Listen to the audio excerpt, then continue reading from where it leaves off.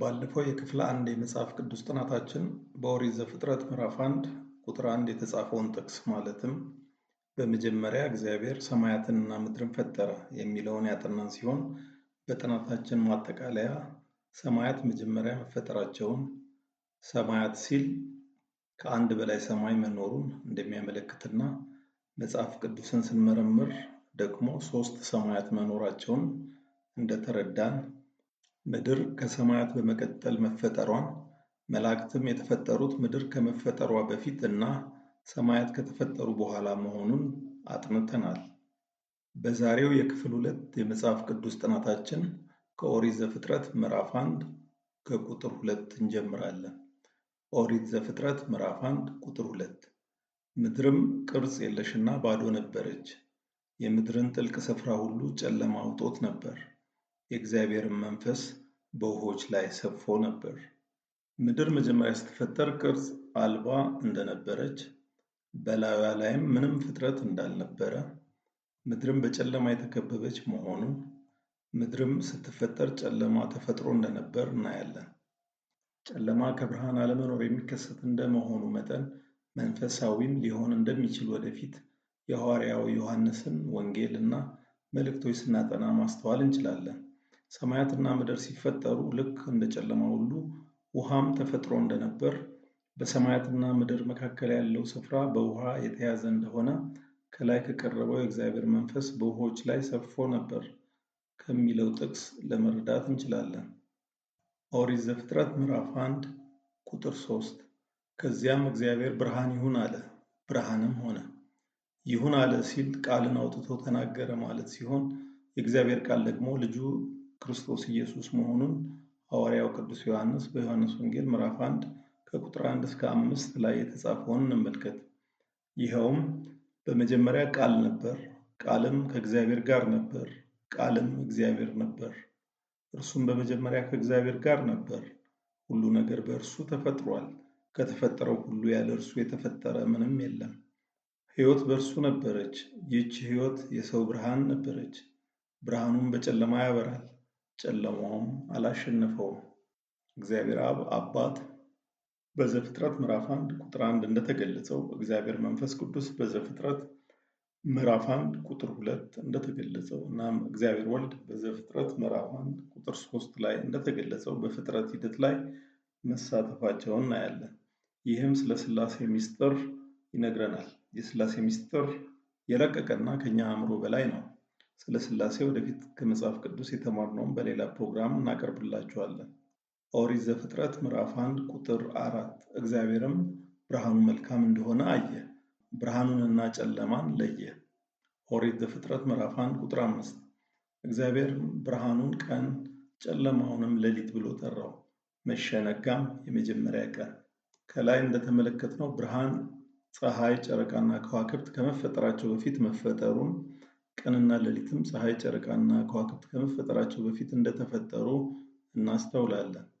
ስለዚህ በመጀመሪያ ሰማያትና ምድር እንደተፈጠሩ ከዚያ በኋላ በመጀመሪያ ቀን እግዚአብሔር ብርሃንን እንደፈጠረ አይተናል። ኦሪት ዘፍጥረት ምዕራፍ 1 ቁጥር 6 እግዚአብሔር ውሃን ከውሃ የሚለይ ጠፈር በውኆች መካከል ይሁን አለ። በዘፍጥረት ምዕራፍ 1 ቁጥር 2 ላይ እንዳነበብነው የእግዚአብሔር መንፈስ በውኆች ላይ ሰፎ ነበር ይላል።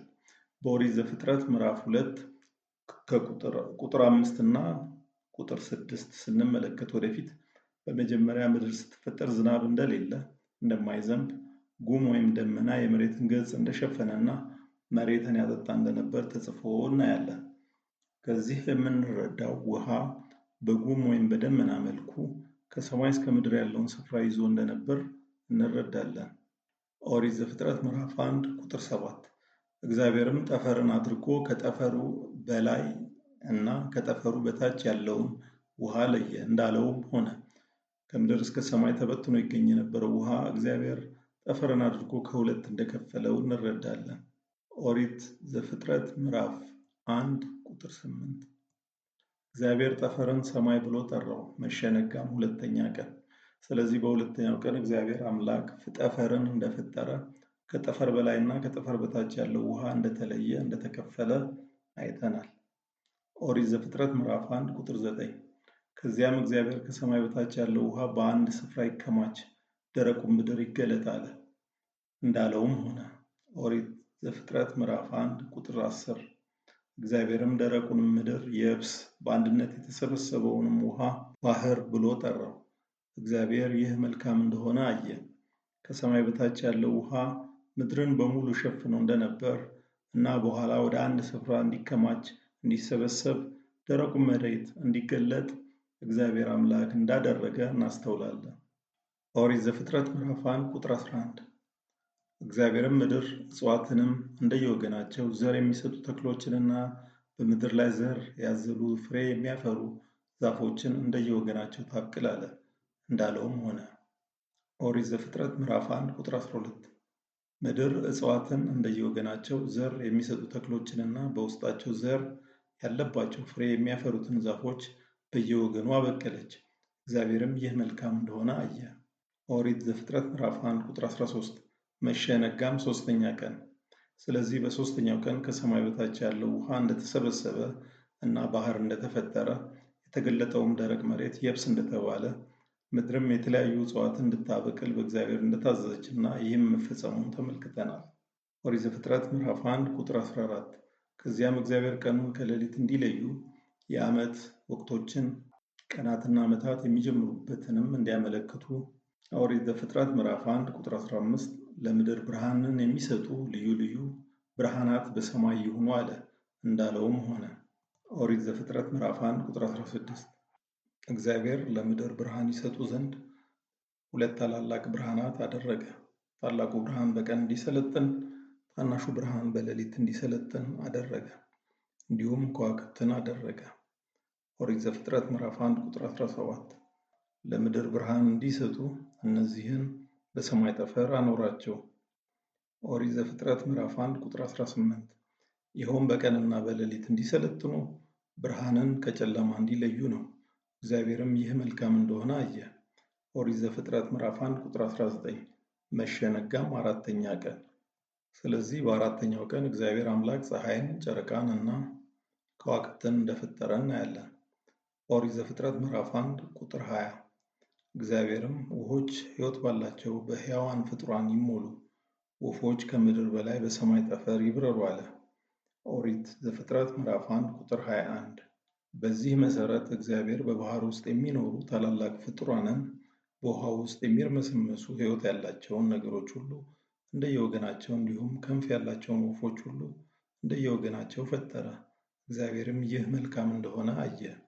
ኦሪት ዘፍጥረት ምዕራፍ 1 ቁጥር 22። እግዚአብሔርም ብዙ ተባዙ፣ የባህርንም ውሃ ሙሏት፣ ወፎችን በምድር ላይ ይብዙ ብሎ ባረካቸው። ኦሪት ዘፍጥረት ምዕራፍ 1 ቁጥር 23። መሸ ነጋም አምስተኛ ቀን።